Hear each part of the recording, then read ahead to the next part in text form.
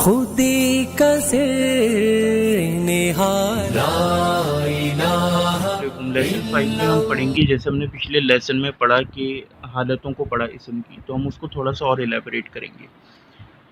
پہلی چیز تو یہ کہ ہم یہ دیکھیں گے کہ تثنیہ اور جمع عربی میں کیسے بنتے ہیں۔ دیکھیے ایک لفظ ہے کتابن، یہ سنگل کتاب کی بات ہو رہی ہے۔ ڈول بنانے کا، تثنیہ بنانے کا عربی میں رول یہ ہے کہ آپ نے اس کے آخر میں آنی لگا دینا ہے، کتاب آنی، 2 کتابیں، قلم من یعنی قلم، قلمانی، 2 قلم ہو گئے۔ اور اسی طرح جمع بنانے کا جو جنرل طریقہ وہ یہ ہے کہ آخر میں آپ نے اونا کی آواز لگا دینی ہے، مسلمن، مسلمون، کافرن، کافرون، صالح، صالحون۔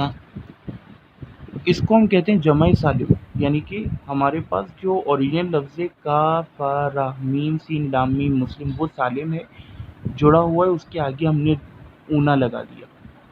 عموماً عربی میں جمع تثنیہ یعنی جمع بنانے کا رول یہ ہے کہ یہ ٹوٹ جاتا ہے تو ہم اس کو مکسر کہتے ہیں، یعنی اوریجنل باقی نہیں رہتا۔ جیسے بابن، دروازے کو کہتے ہیں، بابانی، 2 دروازے۔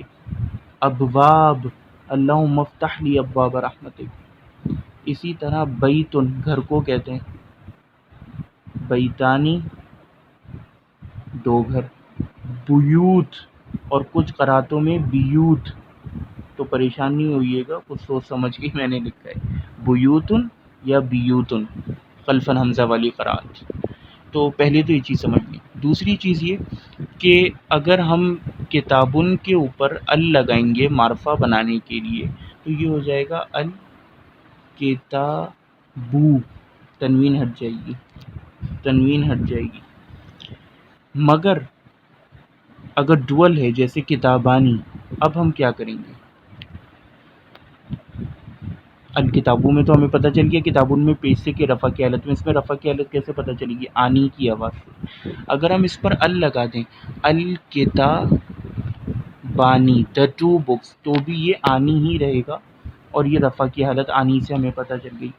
اگر ہم نے کہنا ہے الکتابہ، اب الکتابہ یا کتابن جو ہے وہ منصوب حالت نصب والی، تو ہم ڈول میں کیسے شو کریں گے؟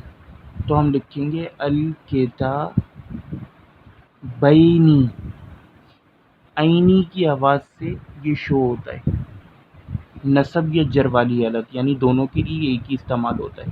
کانٹیکس سے ہم پتہ کریں گے کب کیا مراد ہے۔